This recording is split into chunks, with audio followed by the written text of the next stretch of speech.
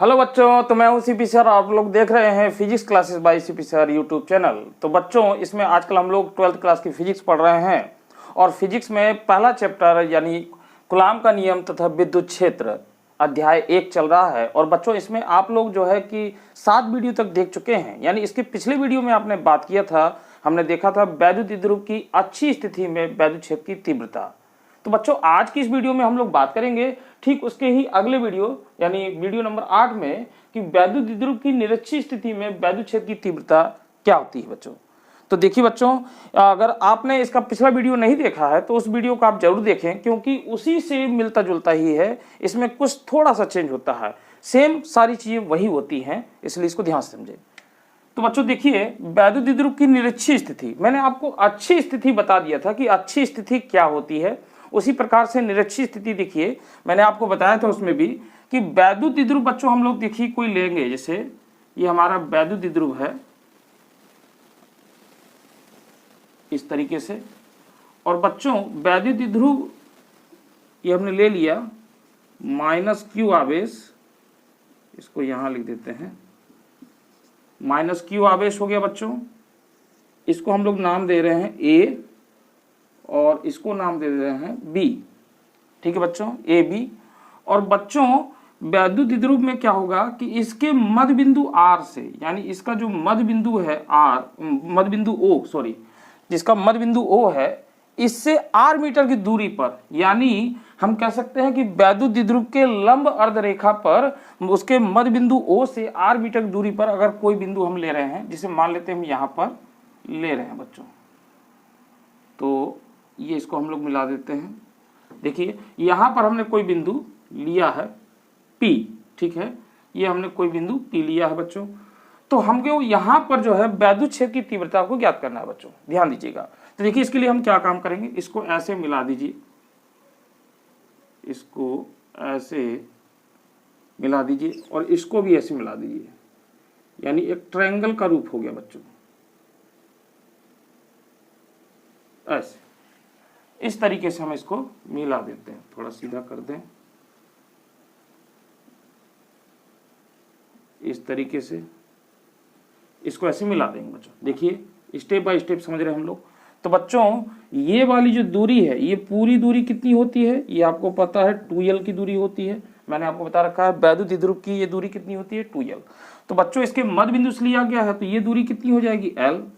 और यहां से यहां तक की दूरी कितनी हो जाएगी, ये भी l हो जाएगी बच्चों, ठीक है। और ये कितनी दूरी पर लिया गया है बच्चों, ये है आपका R मीटर की दूरी पर लिया गया है बच्चों, ये आपका R मीटर की दूरी पर लिया गया है। तो बच्चों सबसे पहले यहां पर देखें कि यहां पर हमको विद्युत क्षेत्र की तीव्रता को ज्ञात करना है। तो बच्चों देखिए, अगर ये L है, ये R है, तो इसका मान निकाल लेते हैं पाइथागोरस प्रमेय से।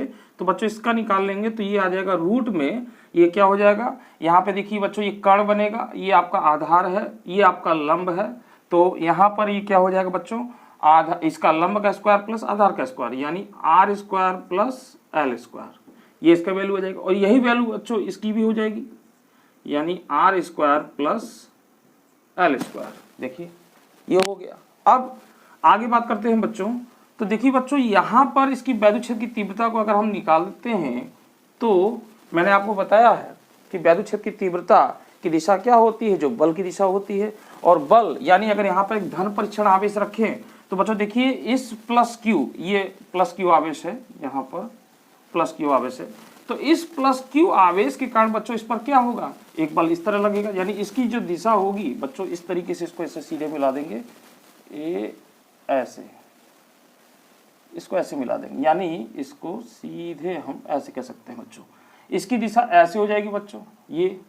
और बच्चों इसी तरीके से इसके कारण क्या होगा, अगर इसमें धन परीक्षण होगा तो आकर्षण होगा, तो यानी उसकी जो दिशा हो जाएगी बच्चों क्या हो जाएगी, उसकी जो दिशा हो जाएगी वो इस तरीके से हो जाएगी, ऐसे। ये हो गया आपका, ठीक है। थोड़ा इसको और बड़ा कर देते हैं, ठीक बच्चों। तो बच्चों यहां पर देखिए ये इस तरीके से आएगा। तो हम यूं कहें बच्चों कि इसके कारण अगर हम इसको कह रहे हैं E1, इसको E1 और इसको क्या हो जाएगा बच्चों E2। ये थोड़ा हम यहां लिख लेते हैं, थोड़ा नीचे जगह के लिए इसका तो ये हो जाएगा आपका R square plus L square, ठीक है, वही चीज़ है। तो बच्चों यहाँ पर ये जो है इसकी वैद्युत क्षेत्र की तीव्रता हमें यहाँ पर याद करनी है। तो देखिए E2 जो होगी बच्चों इसके कारण हो गई, ठीक है, एक मिनट,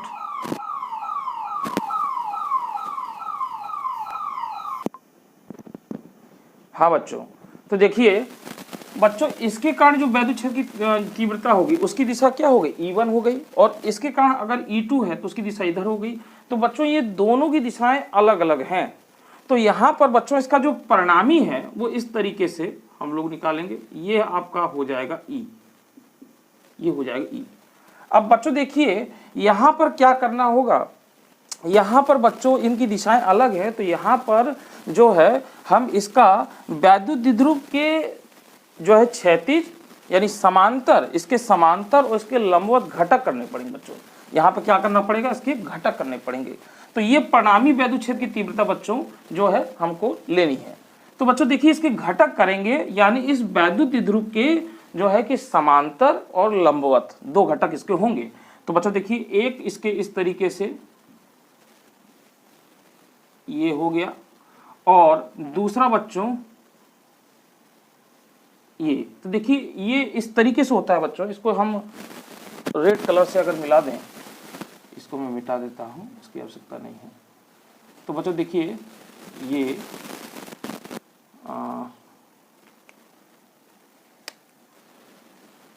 देखिए, तो बच्चों ये इस तरीके से, और यहाँ पर देखिए इसको हम ऐसे मिला देंगे ऐसे, और बच्चों इसको ऐसे। तो बच्चों यहाँ पर देखिए कि ये जो है आपके बराबर को दिखा रहा है, यानी ये बराबर है, ये आपका इसका मतलब है कि ये दोनों बराबर हैं, ये दोनों बराबर हैं परंतु इनकी दिशाएं अलग अलग हैं। यानी E2 और E1 ये दोनों बराबर है बच्चों। अभी आपको देखने को मिलेगा ये दोनों बराबर है परंतु इनकी दिशाएं क्या है, विपरीत, मतलब दिशाएं अलग अलग है। यहाँ पे विपरीत नहीं कह सकते कि एकदम जस्ट इसके अपोजिट है। तो इसलिए यहाँ पर इसका क्या कर रहे हैं, घटक कर रहे हैं बच्चों। अब बच्चों देखिए यहाँ पर घटक किस तरीके से होगा इसको समझ लेते हैं बच्चों। अगर ये कोण मान लेते हैं थीटा है, क्या है, ये कोण अगर थीटा है तो आपका बच्चों ये वाला जो कोण होगा वो भी थीटा होगा। अब बच्चों इसके लिए क्या करना पड़ेगा, देखिए यहाँ पर जैसे आपने गणित में पढ़ा है मैथमेटिक्स में कि बच्चों इस तरीके से ये दो समांतर रेखाओं को एक तिर्यक रेखा काटती है। तो बच्चों यहाँ पर आप देख रहे हैं कि यह कोण और यह कोण जो है बराबर होंगे। यह कोण वाला देखिए इस तरीके से ये वाली रेखा और ये वाली रेखा इसको एक तिर्यक रेखा काट रही है, तो ये कोण और ये कोण बराबर होंगे संगत कोण के, ये आपने पढ़ा होगा। तो बच्चों इस कोण के ये कोण बराबर हो गया। अब इसी प्रकार से बच्चों देखिए आपका कि ये कोण थीटा है तो ये कोण भी थीटा होगा बच्चों, ये कोण और ये कोण भी आपस में बराबर होंगे, ये क्या हो जाएंगे, एकांतर कोण हो जाएंगे बच्चों।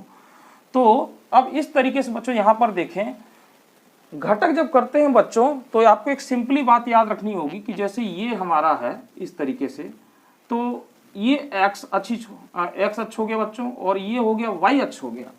अगर ये इनका घटक इनका परिणामी ए है और ये थीटा पर, ये क्षैतिज रेखा से थीटा कोण पर है, तो बच्चों इसके लिए हम लोग लिखेंगे जो थीटा की तरफ होता है, एक मिनट,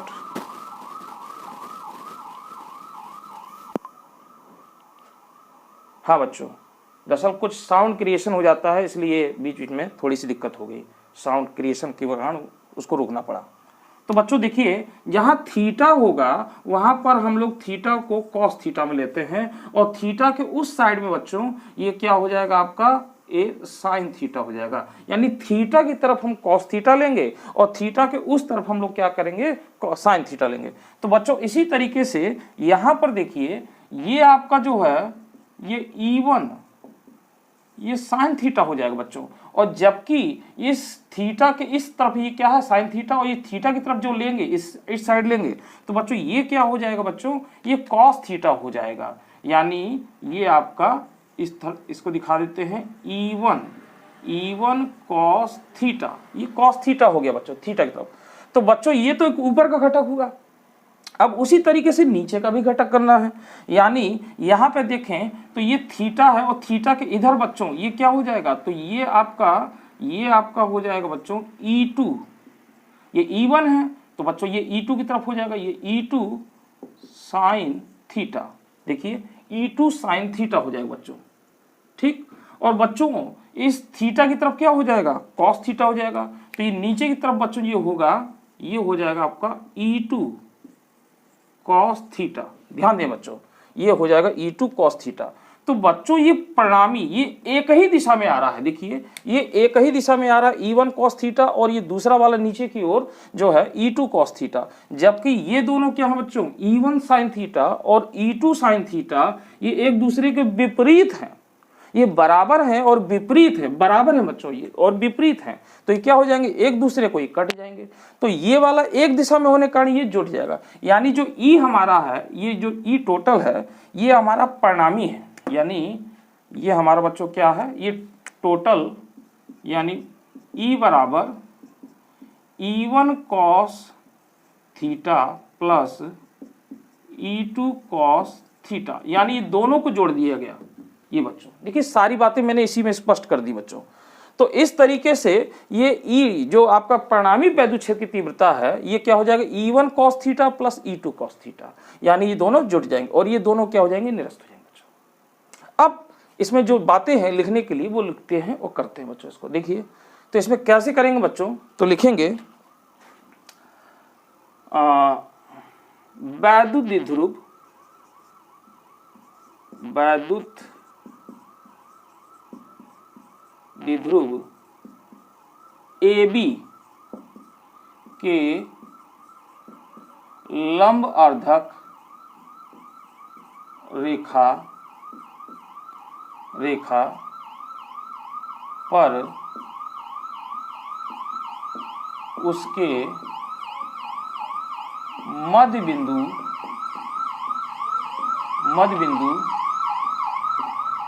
O से R मीटर की दूरी पर एक बिंदु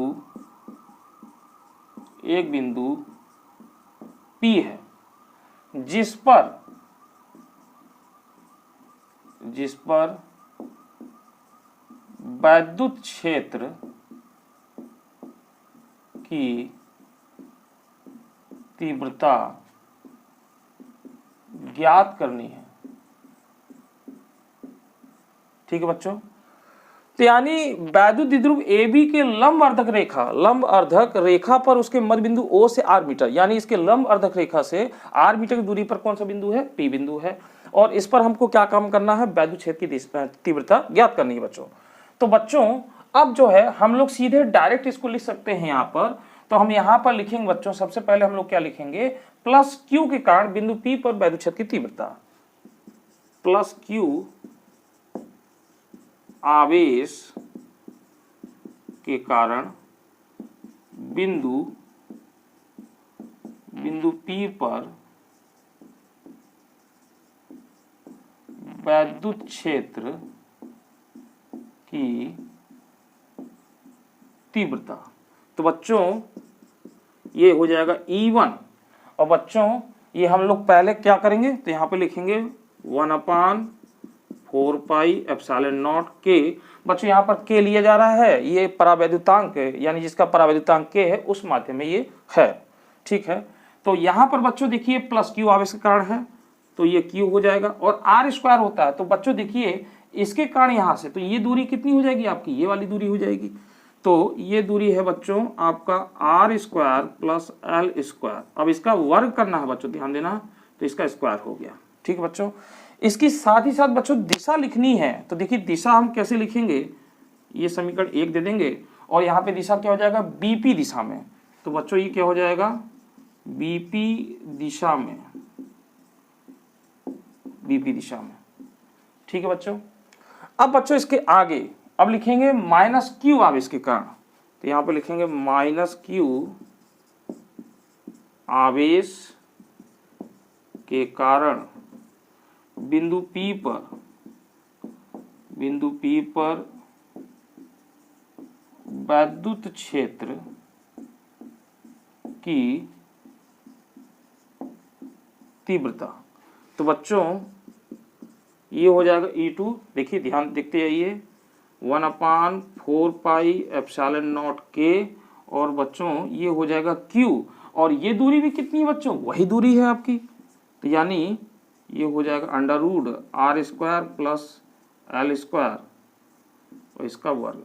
तो बच्चों आप देख सकते हैं पूरा का पूरा वही चीज है, इसलिए दोनों परिमाण में क्या है, बराबर, इसलिए मैंने कहा दोनों बराबर है परंतु दिशा विपरीत है। इसकी दिशा की अगर बात करें बच्चों तो इसकी दिशा क्या हो जाएगी, इसकी दिशा बच्चों देखिए इधर साइड में है तो P से A की ओर, यानी PA की दिशा में, PA दिशा में, बस इतना ही लिखना पर्याप्त होगा। अब बच्चों यहां पर देखिए, तो यहां पर अब बच्चों यहां पर हम लोग ये जो है यहां पर क्या काम करेंगे बच्चों कि ये देखते हैं कि हम लोग का ये विपरीत दिशा में है, ये विपरीत दिशा में है, और ये आपके जो है ये क्या है, ये आपके इसका जो परिणामी है वो क्या है ये। तो यहां पर एक चीज लिखना पड़ेगा बच्चों, यहां पर लिखेंगे चूंकि वैद्युत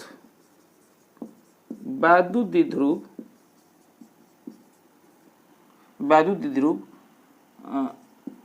AB का AB के समांतर व लंबवत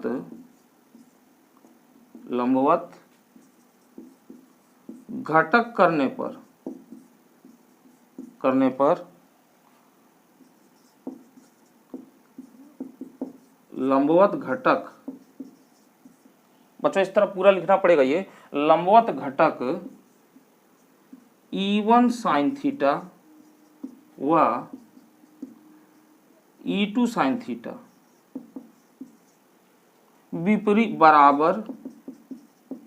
बराबर व विपरीत दिशा में है, अतः यह एक दूसरे को, हाँ बच्चों यहाँ पे ध्यान दीजिएगा, इसका स्क्वायर करके ये करनी हट जाएगी, ठीक है, यहाँ पे अभी हमने बताया इसका वैल्यू रखा है, जब इसका स्क्वायर करेंगे तो ये करनी हट जाएगी, ध्यान दीजिएगा। यह अतः एक दूसरे को निरस्त कर देते हैं, जबकि समांतर घटक एक ही दिशा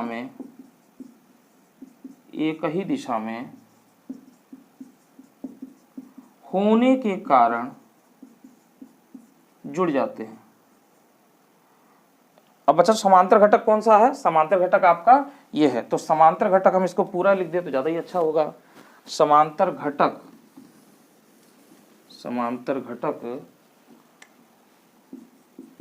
E1 cos थीटा व E2 cos थीटा, बच्चों E1 cos थीटा व E2 cos थीटा बराबर, बस बराबर नहीं, बराबर तो है, समांतर घटक E1 cos थीटा व E2 cos थीटा एक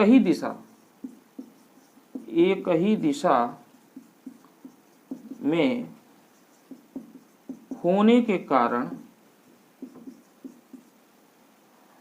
ठीक है, होने के कारण जुड़ जाते हैं। तो बच्चों यानी आपका जो E होगा ये जुड़ जाएगा, E1 cos theta plus E2 cos theta. अब बच्चों इसको अगर हम समीकरण 3 दे दें तो यहां से समीकरण 1 व 2 से E1 E2 की वैल्यू इसमें रखनी होगी, तो यहां पे लिखते हैं समीकरण 1 व 2 से E1 व E2 का मान समीकरण 3 में रखने पर। तो बच्चों देखिए इतना हम लोग यहाँ तक कर लेंगे। अब बच्चों काम क्या करेंगे, सीधे रखेंगे और सीधे इसका स्क्वायर भी कर देंगे, ठीक है। तो यहाँ पे देखिए, तो यहाँ पे हम लोग रख रहे हैं, इसमें रखते हैं तो E बराबर क्या हो जाएगा बच्चों, तो यहाँ पर हमको रखना है, देखिए E1 का पूरा मान तो आप ये रख देंगे, यानी 1/4 पाई एप्सिलॉन नॉट K, और ये हो जाएगा Q, और बच्चों इसका स्क्वायर कर देंगे तो ये क्या हो जाएगा आपका R square plus L square. मैंने इसका स्क्वायर कर दिया बच्चों, करनी हट जाएगी, ठीक है। और इसके बाद क्या लिख देंगे, कॉस थीटा। अब इसी तरीके से बच्चों यहाँ पे भी काम करेंगे, तो 1/4 पाई एप्सिलॉन नॉट K और Q, इसका भी वही हो जाएगा, ये हो जाएगा R square plus L square,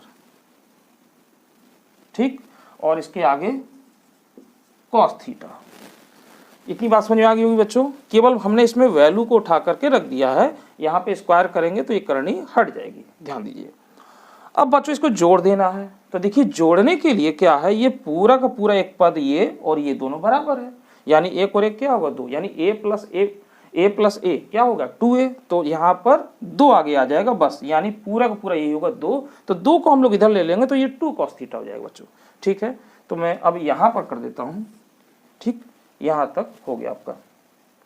तो बच्चों ये हो जाएगा E बराबर, ये पूरा का पूरा लिखेंगे 1/4 पाई एप्सिलॉन नॉट K, और ये हो जाएगा आपका Q/R square plus L square. ध्यान दे बच्चों, ये हो गया, ठीक है। और ये हो जाएगा 2 cos थीटा। तो ये 2 हमने आगे ले लिए बच्चों, ठीक है, 2 हमने आगे, ब्रैकेट लगाए चाहे ना लगाए इससे कोई फर्क पड़ता नहीं, ठीक है। तो ये 2 cos थीटा, जैसे इसको जोड़ेंगे तो 2a यानी इतना 2, तो 2 हमने आगे ले लिया, 2 cos थीटा हो गया। अब बच्चों अब यहाँ तक हमने कर लिया है। अब इसके बाद बच्चों यहाँ पर हमको इस cos थीटा की वैल्यू की जरूरत पड़ेगी। तो cos थीटा कैसे निकालेंगे बच्चों, ध्यान दीजिए। तो cos थीटा निकालेंगे, यहीं पर देख लेते हैं बच्चों। यहाँ पर देखिए आपको थीटा दिखाई दे रहा होगा, अगर यहाँ पे cos थीटा लगाएं तो cos थीटा बराबर क्या होता है, आधार बटे कर्ण, यानी आधार बटे कर्ण, कर्ण हमारा ये है। तो यहाँ पर बच्चों हम लिखते हैं cos थीटा बराबर, तो cos थीटा बराबर आधार हमारा क्या हो जाएगा OB बटे कर्ण क्या हो जाएगा BP, और OB क्या है बच्चों L, ठीक है, और BP क्या है बच्चों, ये है आपका। तो बच्चों इसका केवल हमको ये लिखना है, इसका स्क्वायर नहीं करना। तो इस करनी की मतलब R square plus L square की पावर क्या लिख सकते हैं 1/2, क्योंकि करनी है। तो यहाँ पे लिखेंगे R square plus L square की पावर 1/2। तो बच्चों यही cos थीटा की वैल्यू को उठा करके यहाँ पे रख देना है। तो रखते हैं, चलिए E बराबर 1/4 पाई एप्सिलॉन नॉट K, और ये हो जाएगा Q R square plus L square. और बच्चों यहाँ पे देखिए ये 2 लिखा जा रहा है, और cos थीटा की वैल्यू ये पूरी है, तो 2 का गुणा होगा तो ये हो जाएगा 2L, ये 2L हो गया, तो सही से बना 2L हो जाएगा। और नीचे क्या हो जाएगा बच्चों, R square plus L square की पावर 1/2। देखिए बच्चों एक एक स्टेप देखते चल रहे हैं आप लोग, R square plus L square की पावर 1/2, ये हो जाएगा बच्चों। अब बस हो ही चला है बच्चों, अब कुछ नहीं करना। देखिए बच्चों यहाँ पर क्या काम करेंगे, इसको एक साथ लिख लेंगे, और यहाँ पर बच्चों देखिए 1/2 की पावर है और इसकी पावर 1 हम लोग देख रहे हैं कि ये है। तो ये क्या हो जाएगा बच्चों, ये दोनों आधार समान है तो घातें क्या हो जाएंगी, जुड़ जाएंगी। तो ये हो जाएगा 1 और आधा यानी 1.5, यानी 3/2। तो बच्चों यहाँ पर इसको लिखेंगे E बराबर 1/4 पाई एप्सिलॉन नॉट K, और बच्चों इसको पूरा लिख लेंगे 2QL, इसको साथ में लिख लेंगे तो ये हो जाएगा। और ये क्या हो जाएगा बच्चों, R square plus L square की पावर 3/2। इस तरीके से बच्चों ये आपका हो जाएगा, ये आपका हो जाएगा। अब बच्चों यहाँ पर आपको क्या काम करना है, अब एक स्टेटमेंट आप करना है, 2 स्टेटमेंट। पहले तो यहाँ पे देखिए बच्चों 2QL है, तो 2QL बराबर क्या होता है P, वैद्युत द्विध्रुव आघूर्ण, मैंने पिछले वीडियो में आपको बता रखा है। तो यहाँ पर रख देंगे P, ठीक है। तो अब मैं इसके यहाँ कर देता हूँ इसको।